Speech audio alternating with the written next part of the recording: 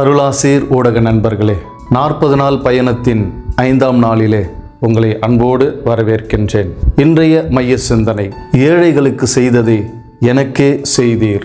நற்செய்தியாளர் யோவானின் சீடர் தொடக்க கால திரு அவையில் நிலவிய தவறான கருத்துக்களுக்கு எதிராக போராட வேண்டும் என்கின்ற கடமை உணர்வோடு மறைக்கல்வி மக்களுக்கு கற்பித்து நல்வழிப்படுத்தியவர்.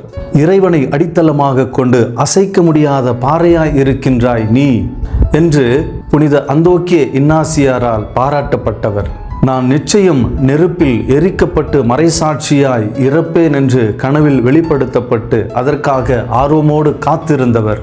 இவரை கைது செய்து கொல்ல வந்தவர்களுக்காக விருந்து படைத்து அவர்களுக்காக ஜெபித்தவர். இத்தனை பெருமைகளுக்கும் சொந்தக்காரர் ஸ்மர்னா நகர் புனித பொலிகார்ப். அன்பார்ந்தவர்களே, இன்றைய நற்செய்தி இறுதி தீர்ப்பை பற்றியது. இறைவனின் வலது பக்கத்தில் அமர்ந்து நிலைவாழ்வை பெறப்போகும் செம்மறி ஆடுகளா, அல்லது அவரது இடப்பக்கத்தில் அமர்ந்து அணையாத நெருப்புக்குள் தள்ளப்பட போகும் வெள்ளாடுகளா? வலது பக்கத்தில் உள்ளவர்கள் தந்தையின் ஆசி பெற்றவர்கள், இறை மகிழ்ச்சியில் அவர்களுக்கு பங்கு உண்டு. இடது பக்கத்தில் உள்ளவர்கள் சபிக்கப்பட்டவர்கள், சாத்தானின் கூட்டாளிகள். அவர்கள் அணையாத நெருப்புக்குள் தள்ளப்படுவார்கள். நன்மைகள் செய்து நிலைவாழ்வை பெறுவதும் தீமைகள் செய்து முடிவில்லாத தண்டனையை பெறுவதும் நமது கரங்களில்தான் இருக்கின்றது. அரசன் பொலிகார்ப்பிடம், நீ கிறிஸ்துவை மறுதலித்துவிட்டு சீசருக்கு வணக்கம் செலுத்து, நான் உன்னை கொல்லாமல் விட்டு விடுகிறேன் என்றான்.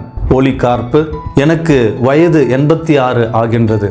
இத்தனை ஆண்டுகளும் எனக்கு ஒரு தீங்கும் செய்யாத அந்த இயேசுவை என்னால் எப்படி மறுதலிக்க முடியும் என்று கேட்டார். அரசனுக்கு கோபம் அதிகமானது. அவரை தீயிலிட்டு கொல்ல ஆணையிட்டான். அந்த தீ நாவுகளால் அவரை ஒன்றும் செய்ய முடியவில்லை.